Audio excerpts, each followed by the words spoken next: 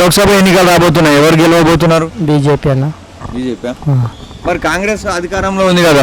కాంగ్రెస్ ఇక్కడ అధికారం ఉంది, పైన బీజేపీ ఉంటుంది. ఇక్కడ తెలంగాణ 17 ఎంపీ సీట్లు, లోక్సభ ఎంపీ సీట్లు ఉన్నాయి.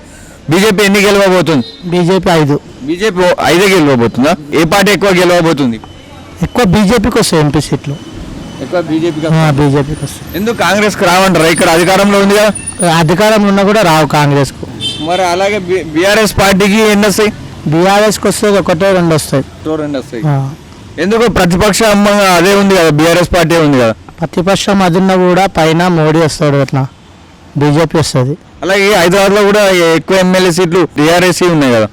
టీఆర్ఎస్ 39 ఉన్నాయి ఎమ్మెల్యే సీట్లు, 64 కాంగ్రెస్ ఉంది. ఎంపీ సీట్లు వస్తే కాంగ్రెస్కు 2 రావచ్చు, లేకపోతే బీజేపీకి 5 వస్తాయి ఖచ్చితంగా ఎంపీ. మరి కాంగ్రెస్ 6 గ్యారంటీలు ఇవి ఎలా ఉన్నాయి? మాకు ఒక్క గ్యారంటీ కూడా అమలు కాలేదు ఇప్పటి వరకు. రేషన్ కార్డు లేదు మాకు, డబుల్ బెడ్రూమ్ ఇల్లు లేదు. కొత్త రేషన్ కార్డులు ఇస్తా అంటుండే కదా? అప్లికేషన్ పెట్టినాం, ఇంకా రాలేదు మాకు.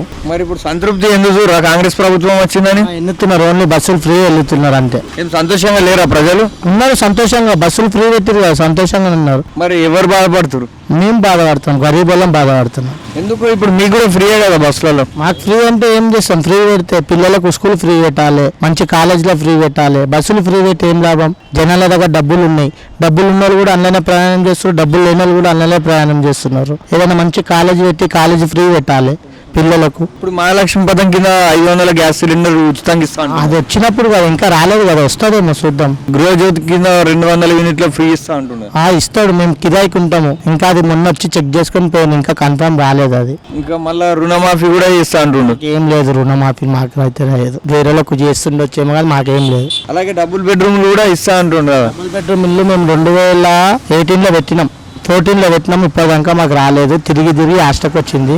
ఇంకా మేము తిరుగుడు బంద్ చేసినాం. మా ఇంటి పక్కల వాళ్ళకి వచ్చినాయి, మా రిలేషన్ వాళ్ళకి వచ్చినాయి, మాకు రాలేదు. మరి మీకే ఎందుకు రావడం లేదు? మీ పక్కన ఇంటి వాళ్ళకి వచ్చినాయి, మీ రిలేటివ్స్ కి వచ్చినాయి. ఎందుకు రాలేదంటే మాకేం తెలుసు, అది ఏదేదో కారణాలు చెప్తారు వాళ్ళు. రేవంత్ రెడ్డి సరైన ముఖ్యమంత్రి అంటారా? సరైన ముఖ్యమంత్రి, అన్ని అమలు చేస్తే అధికారంలో మంచిగా పాలన చేయాలి. జనాలు ఎన్నుకున్నారు కదా, ఆయనని కోరి ఎన్నుకున్నారు కదా, మంచి పాలన చేస్తే మంచిగా ఉంటుంది. ముఖ్యమంత్రి కేసీఆర్ కావాలని కొందరు అనుకుంటున్నారు, బాధపడుతున్నారు. కానీ కేసీఆర్ మళ్ళీ వస్తే బాగుంటుండేనా?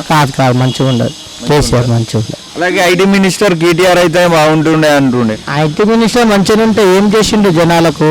ఒక అమ్మాయి, ఒక లేడీస్, మాకు 2 ఆడపిల్లలు అని చెప్పి, 3 ఆడపిల్లలు అని చెప్పి ఆయన దగ్గరకు పోతే ఒక న్యూస్ లో చూసిన నేను. ఎవరి కోసం కన్నావు? దేశాని కోసం కన్నావా? ఎవరికి ఉద్యోగానికి కన్నావు అన్నాడు కేటీఆర్. అట్లా అనొచ్చు ఆయన? అంటే ఆర్థిక సాయం చేయక మీరు ఎందుకు కన్నారు? ఎందుకు కన్నారు అన్నారు. దేవుడు ఇచ్చిండు కన్నారు, ఆ మాట అనొచ్చు ఆయన? అధికార దాహంతో ఆ మాట అన్నాడు. నిన్న చూసిన నేను న్యూస్ లో.